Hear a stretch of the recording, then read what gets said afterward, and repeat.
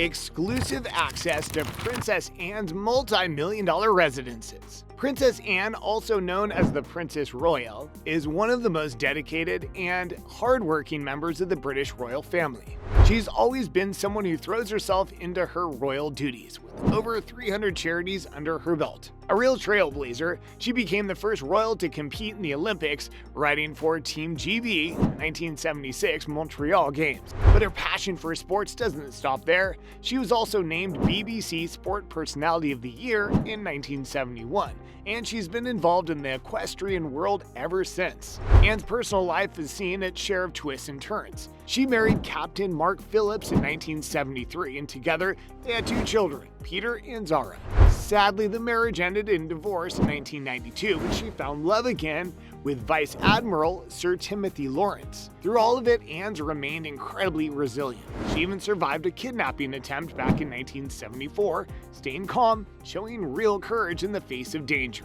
Even though she's a royal, Anne's kept things refreshingly down to earth. She's known for being straightforward and isn't afraid to break tradition. For example, she chose not to give her children royal titles, allowing them to live more privately.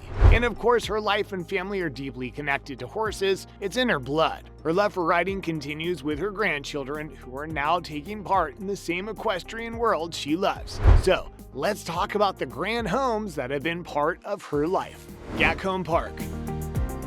Gatcombe Park, tucked away in the Glasgow countryside, is where Princess Anne finds her slice of tranquility. Built between 1771 and 1774 by Edward Shepherd, it's a Grade II listed estate with a fascinating history. In the early 19th century, economist David Ricardo and architect George Bassevi added their touches, including a bath stone facade that gives the house its timeless charm. Once a private estate, it became part of royal life in 1976 when Queen Elizabeth II bought it as a wedding present for Anne and Captain Mark Phillips. The estate covers a whopping 730 acres near Minchin, Hampton, with its woodlands, walking trails, and a peaceful lake, making it a dream spot for anyone who loves nature. It's not just about the views, though. It's also a working farm with cattle and breeding horses, reflecting Princess Anne's practical mindset. The estate even hosts equestrian events like the Festival of British Eventing, where Anne and her daughter Zara Tyndall, both passionate about horses, often take center stage. Inside the main house, it's all about blending grandeur with a sense of home.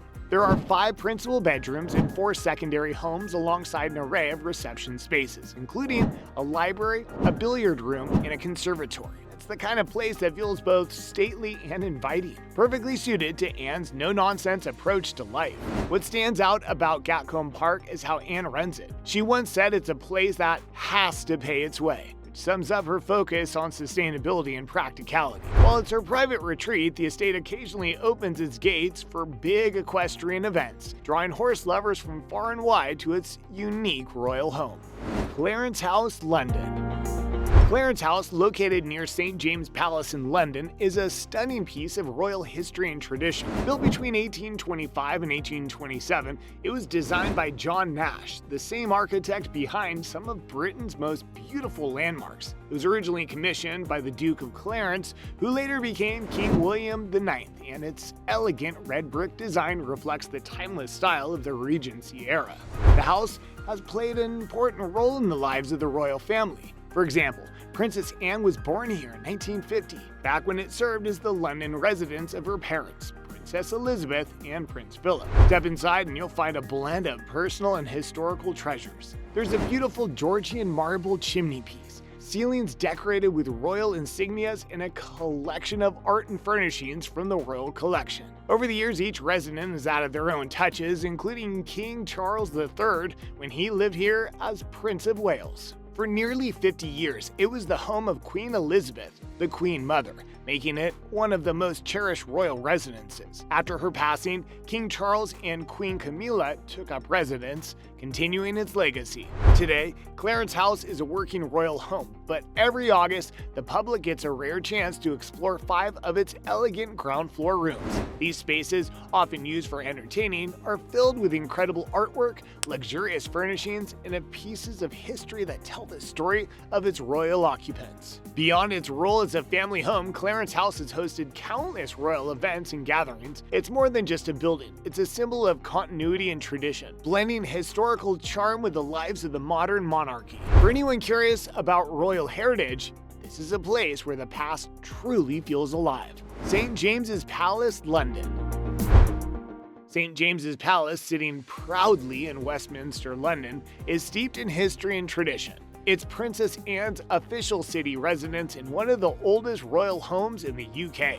Built between 1531 and 1536 by King Henry VIII, this red brick Tudor masterpiece has witnessed centuries of royal life and some truly pivotal moments in British history. Originally designed as a retreat for Henry VIII, the palace has been through its fair share of ups and downs. Mary I signed the Treaty surrendering Calais here in 1558, and Elizabeth I used it as a base during the Spanish Armada crisis. Its Chapel Royal was even the setting for Queen Victoria and Prince Albert's wedding in 1840.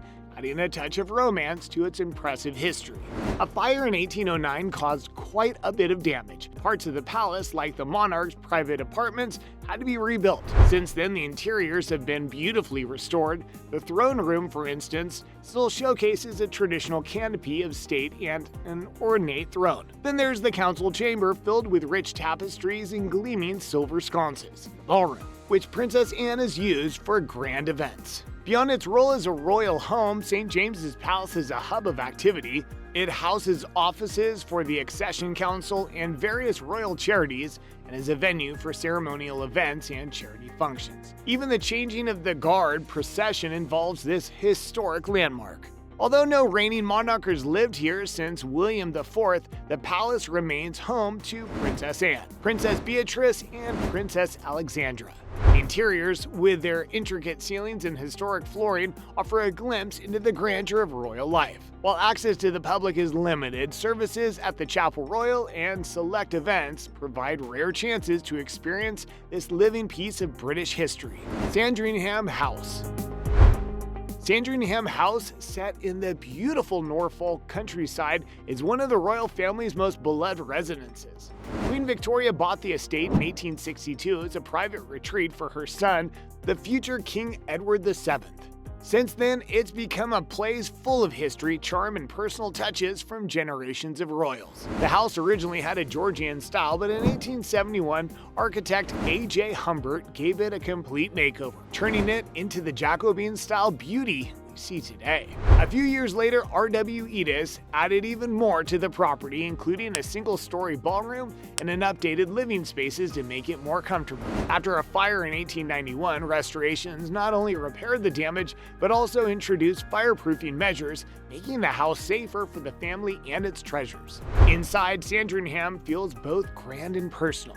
The rooms are filled with ornate furniture, stunning wood paneling, and unique items like Queen Mary's famous Oriental jade collection. It's not just about the interiors, though. The gardens are a real highlight, featuring lakes, a rock garden, and a large walled garden. Designed by talented landscapers like William Broderick Thomas, these spaces perfectly complement the sprawling 8,000-hectare estate, parklands, and woodlands. Over the years, Sandringham has hosted countless royal events, from private Christmas gatherings to public celebrations. In 1977, the house opened its doors to visitors, giving people the chance to walk through its historic rooms and beautifully kept gardens. A rare opportunity to see a side of royal life that's both personal and steeped in tradition. For the royal family, Sandringham is more than just a house. It's a retreat where they can unwind and connect with the countryside. For everyone else, it's a place that offers a glimpse into British history, royal heritage, and the evolving tastes of its residents over the years. We've reached the end of today's video. If you enjoyed it, please hit the like button and be sure to subscribe to the channel to stay updated on all our latest videos. See you in the next one.